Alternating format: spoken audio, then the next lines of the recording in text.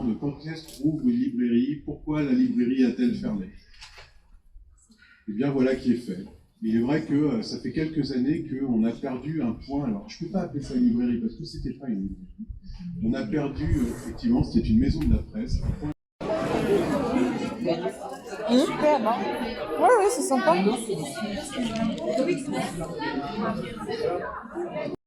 Ah ouais, c'est bouché. Non, mais attends, ils vont faire un petit tour et ils vont sortir. Hein. Enfin, un petit tour, on verra. Ah, c'est celle-là que je voulais. Elle en a parlé en bien, la végétarienne. C'est vrai que tu as un rapport à la nourriture assez particulier. Bah, je suis dedans en fait, donc ça peut être sympa. Ah, le prédateur.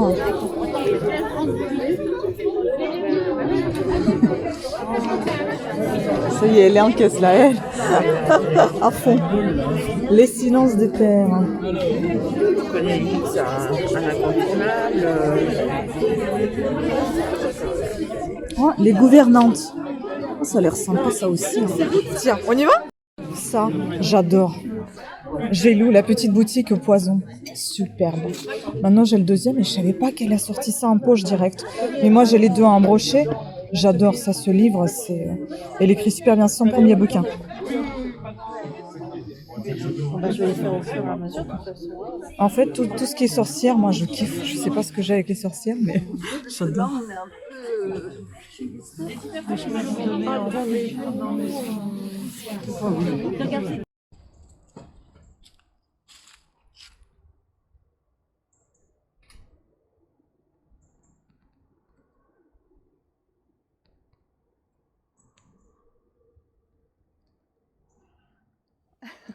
Bonjour à toutes et à tous.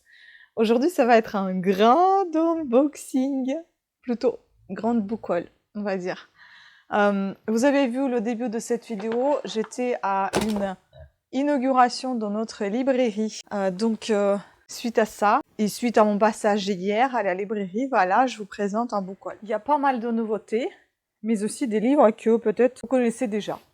Mais pour moi, c'est tout ça, c'est des nouveautés. Et donc, on va commencer par quelque chose qui entre fort en scène. C'est la végétarienne. On me l'a bien vendu. J'ai pris l'exemplaire de la, de la vitrine.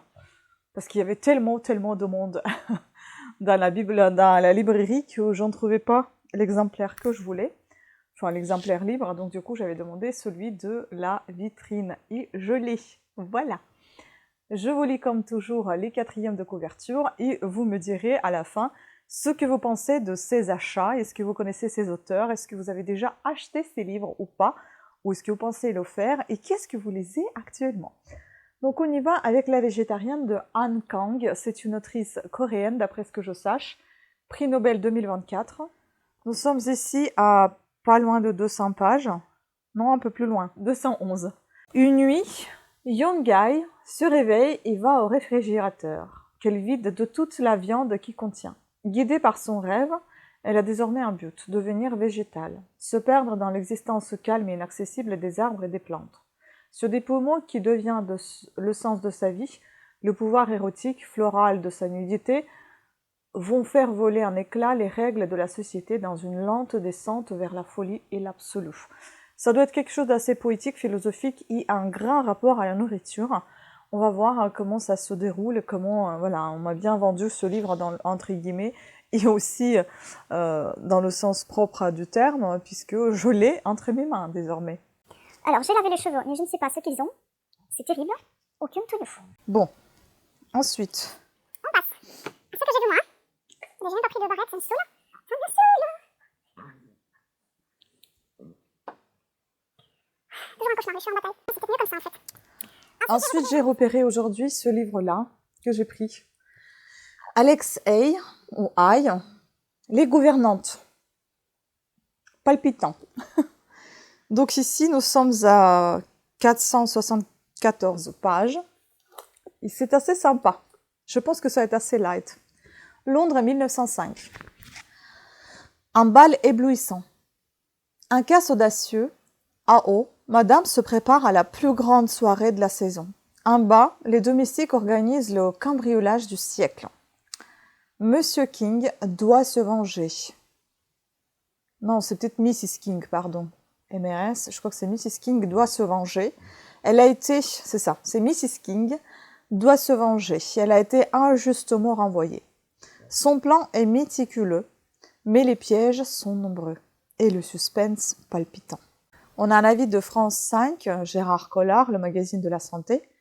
Une page d'histoire, c'est génial, intelligent. Ensuite, j'ai pris la suite de La femme de ménage que j'ai. Il y a déjà le 3e volet qui est sorti, mais il est encore en format brochet, donc je vais attendre le format poche pour que tout soit dans le même format.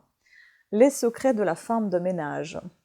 Et on a quasiment la même couverture que la précédente. La précédente est bleue, celle-ci est rouge, et la 3e, elle est blanche. Donc ici, Freda McFadden, on est un peu plus de 400 pages, il paraît que ça se dévore. Avec ce nouvel emploi, Millie semble avoir une chance en or. Chez les Garrick, un couple fortuné qui possède un somptueux appartement avec vue sur Manhattan, elle fait le ménage et prépare les repas dans la magnifique cuisine. Mais elle ne tarde pas à déceler quelques ombres au tableau. Son patron, Douglas Garrick, est d'humeur de plus en plus changeante. Et pourquoi sa femme, Wendy, reste-t-elle toujours enfermée dans la chambre d'amis? Le jour où Millie découvre du sang sur une chemise de nuit, elle ne peut plus rester les bras croisés. Quelque chose se trame dans cette maison. Et cela pourrait bien se retourner contre elle si elle continue à fouiner dans les secrets des autres. Donc ici, nous avons donc ces prix Babelio, Polar et Thriller en 2024. Un avis de The New York Times, l'autrice de thriller la plus lue aux États-Unis. Et un petit peu de Freda McFadden, c'est une autrice de plusieurs thrillers psychologiques, tous best-sellers internationaux, parmi lesquels La femme de ménage, disponible chez Gelouf. Elle est par ailleurs médecin spécialisée dans les lésions cérébrales. Elle vit avec son mari et son chat noir dans une grande maison, face à l'océan, avec des escaliers et des portes qui grincent et où personne ne vous entendra crier. J'ai ensuite pris La belle italienne de Lucinda Riley. Je n'ai aucun souvenir d'avoir ce livre et j'ai regardé dans ma bibliothèque virtuelle, je ne l'ai pas trouvé. Vous m'excuserez si je me répète, si je l'ai au final, je vais voir. Si je l'ai, je l'offrirai à un anniversaire de quelqu'un qui aime beaucoup lire, je sais à qui, mais si je ne l'ai pas, bien évidemment, je garde Lucinda Riley, je ne les vends pas, je les garde tous parce que j'aime beaucoup ce qu'elle écrit. Et j'ai hâte, enfin pas j'ai hâte, mais j'ai une envie d'avoir tous ces livres. Donc ici, nous sommes aux éditions Charleston, et nous avons ici un peu plus de 600 pages. Alors, Rosanna n'a que 11 ans, lorsqu'elle pose les yeux pour la première fois sur Roberto Rossini. Un brillant ténor aussi beau que charismatique. La fillette se fait alors un serment. Un jour, elle l'épousera. Elle ignore qu'un douloureux secret lie déjà leur destin. 6 années plus tard, Rosanna, devenue une belle jeune femme, débarque à Milan. Son talent prodigieux de chanteuse lui permet d'intégrer la célèbre école de la Scala et de revoir Roberto. De Milan à New York, en passant par Londres et Paris, commence alors entre les deux artistes une passion tumultueuse et obsessionnelle. Mais les mensonges du passé menacent de faire voler leur vie en éclats. Donc un avis de Maxi, cette histoire très romantique, haletante et émouvante, est impossible à lâcher. Un roman captivant, comme tous les romans de Lucinda Riley, j'ai envie de vous dire. Donato Carisi, La maison aux lumières. Je vais rapprocher le livre, je vais le mettre comme ça parce que je ne vois pas du tout ce qui est marqué face à la lumière. Donc ça m'a donné aussi envie. On a un avis aussi ici de Corriere della Sera. Donato Carisi se surpasse. Un avis ici Paris. L'auteur italien du chuchoteur revient avec un thriller qui fait froid dans le dos. Âme sensible, s'abstenir. Et les échos week-end, délicieusement effrayants. Nous ne sommes pas loin de 400 pages ici et là. Dans une vieille bâtisse isolée en Toscane, une fillette souffre de maux bien étranges. Lors de phases de transe, Eva semble obéir aux ordres d'un ami imaginaire inquiétant. C'est en tout cas ce que rapporte sa jeune fille au père à Pietro Gerber, illustre psychologue pour enfants, spécialisé en hypnose. Ce dernier, traumatisé par sa précédente affaire, hésite à prendre Eva en charge. Mais au cours de leur séance, elle dissémine des indices sur une histoire que le ronge depuis des décennies. La disparition brutale de son ami, survenue dans son enfance. Comment peut-elle être au courant de détails que même Gerber a enfouis en lui? En sondant les affaires de la mémoire d'Eva, l'hypnotiseur va être victime d'un jeu de pistes dangereux qui l'obligera à affronter ses pires démons. Ça va être aussi passionnant. Et il y en a un livre, je crois que c'était La Maison. Est-ce que c'était pas La Maison des poupées ou La Maison de quelque chose, de Danuta Carisi aussi, que j'ai acheté un tout premier lieu et je n'ai pas encore lu. Mais ça me fait penser un petit peu à ça. Ensuite, j'ai pris 2 beaux livres comme ceci. J'adore, ça fait penser à Monsieur Toussaint Louverture, mais c'est une édition pocket, et puis on a ici une édition 10-18. Donc là, j'ai pris Bernard Minier, j'en ai entendu parler pas mal de ce livre, et comme j'aime beaucoup Bernard Minier, je l'ai pris. Donc Les chats et 14 histoires mystérieuses, diaboliques, cruelles. Très beau livre.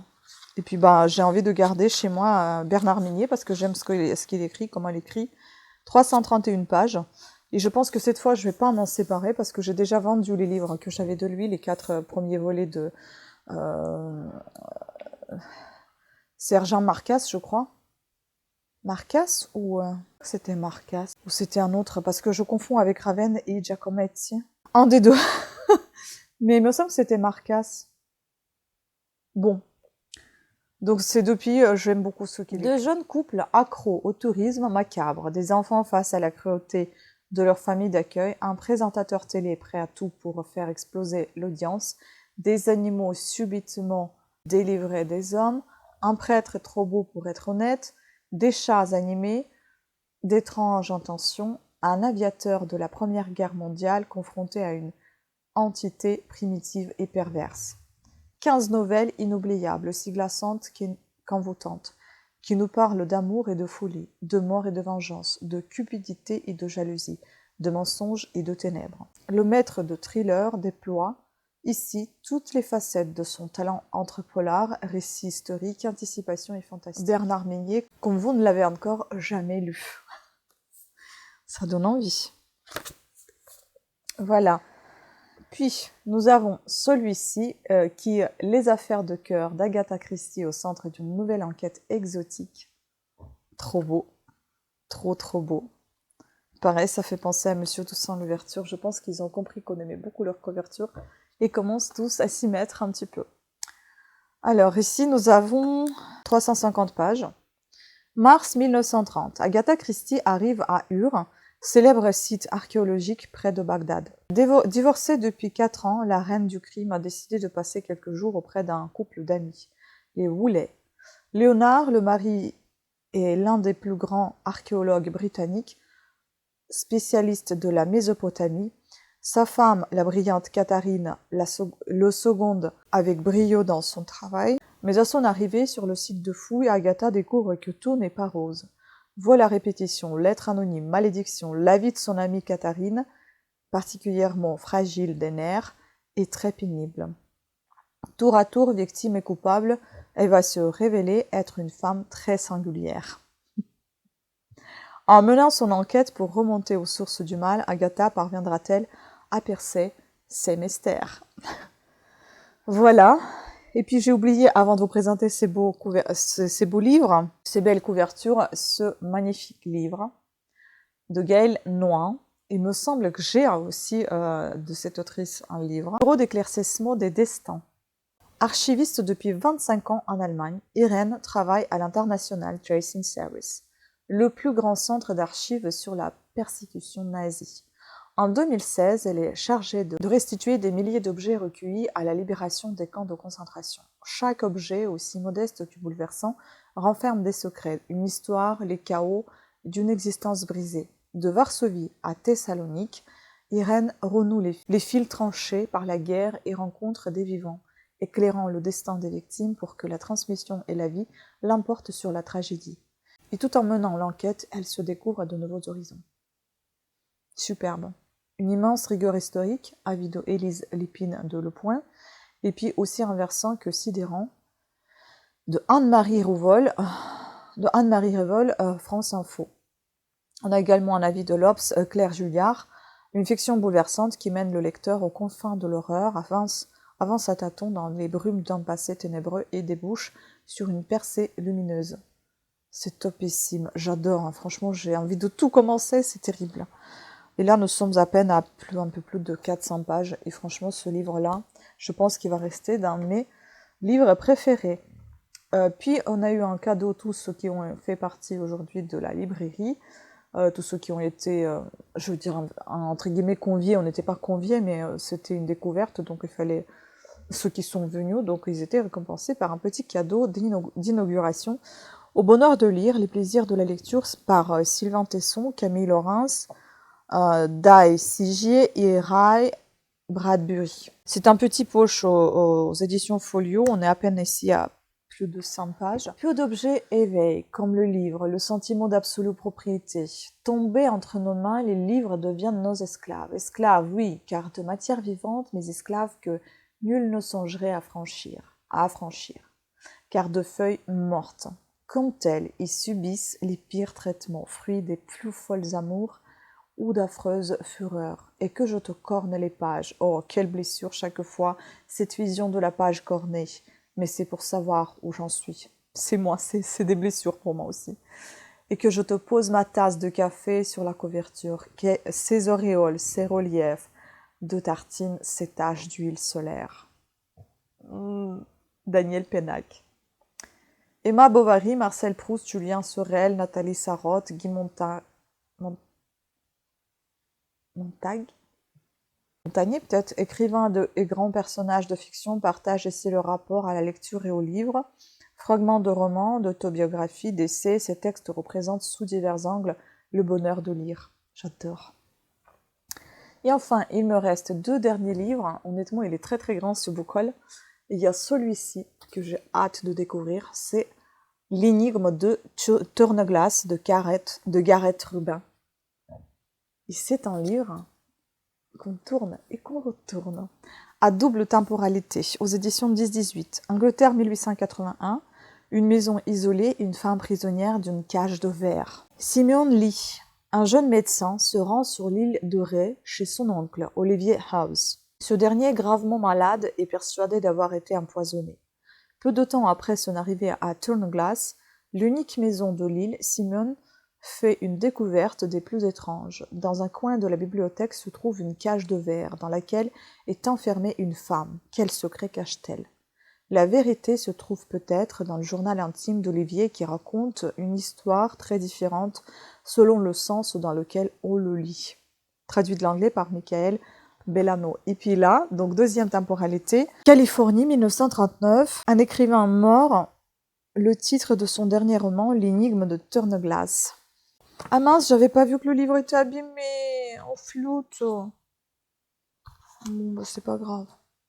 Olivier Touque, écrivain et fils de gouverneur de l'État, est retrouvé mort. La police conclut à un suicide.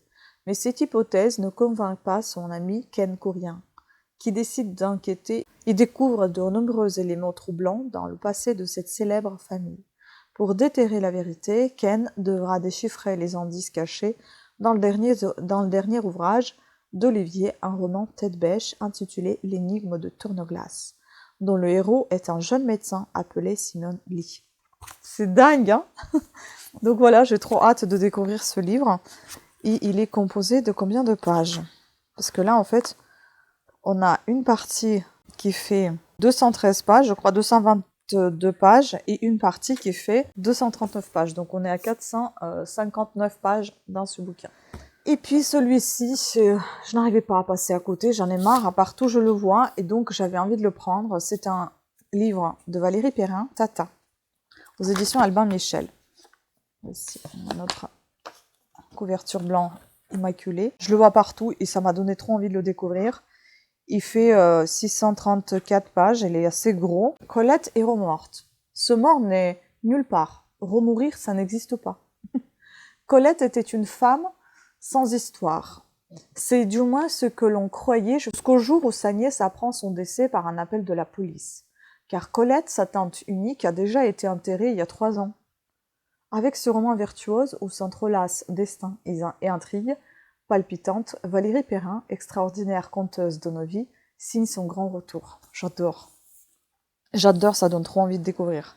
Et donc un petit peu de Valérie Perrin, avec Les Oubliés du dimanche 2015, 13 prix littéraires dont le choix des libraires du livre de poche, Changer l'eau des fleurs 2018, prix Maison de la Presse, prix de lecteur du livre de poche, et 3, 2021, élu roman préféré du Parisien aujourd'hui en France, prix Babelio.